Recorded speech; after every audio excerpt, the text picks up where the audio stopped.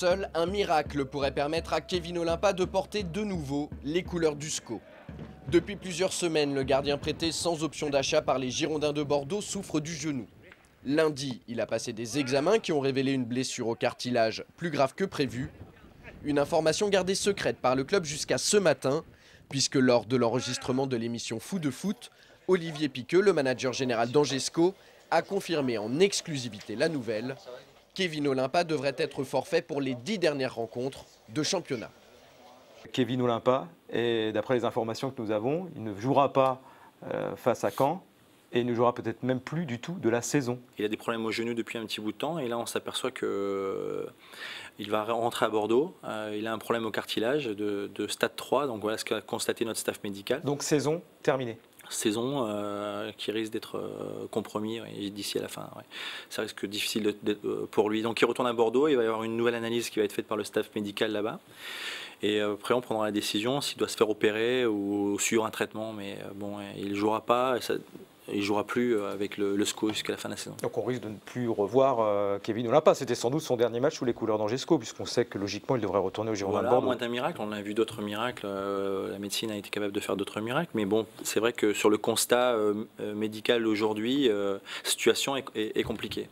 Contrairement à Olivier Piqueux, Jean-Louis Garcia n'a pas voulu ébruiter la nouvelle et encore moins la commenter.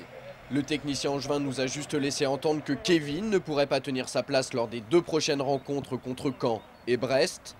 A priori, l'information ne serait même pas remontée aux oreilles des joueurs. Jean-Daniel Padovani, premier concerné par la blessure du Bordelais, ne semblait pas dans la confidence. Peut-être était-ce une consigne. Moi je sais rien du tout, de toute façon ça ne m'intéresse pas.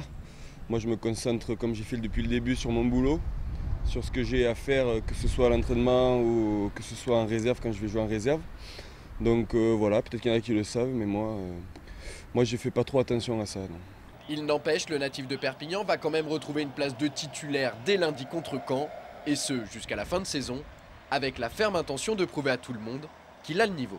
Même si je vais rejouer, on va dire, entre guillemets par défaut, c'est moi qui vais jouer, donc je vais tout donner pour l'équipe, parce qu'il y en a qui méritent de vivre des très belles choses sur cette fin de saison, donc moi je vais tout donner comme j'ai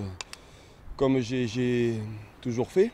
Voilà, et puis à moi de montrer, comme j'ai pu lire, que je sais être à la hauteur même pour les grands rendez-vous. Autre rendez-vous, mais cette fois-ci complètement différent. C'était ce matin, lors de la séance d'entraînement. En arrivant sur la pelouse de la Baumette, nous avons remarqué la présence d'une caméra autre que celle d'Angers 7. Nous avons donc cherché à en savoir davantage. Et voilà le fin mot de l'histoire.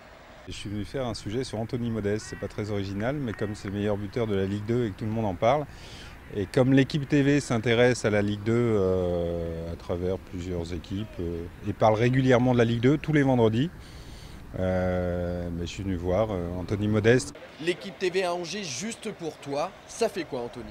C'est un sacré honneur. Maintenant, je n'oublie pas d'où je viens parce que l'année dernière, j'étais pas autant médiatisé que cette année. Donc ça veut dire aussi que je travaille bien. Et puis tout le monde le voit, donc ça fait plaisir. Lundi contre Caen, Anthony Modeste aura l'occasion de justifier toute l'attention qui lui est prêtée en ce moment. A noter que la rencontre entre le SCO et Caen sera rediffusée sur notre antenne à partir de lundi minuit. Plus d'infos sur le site www.angers7.fr.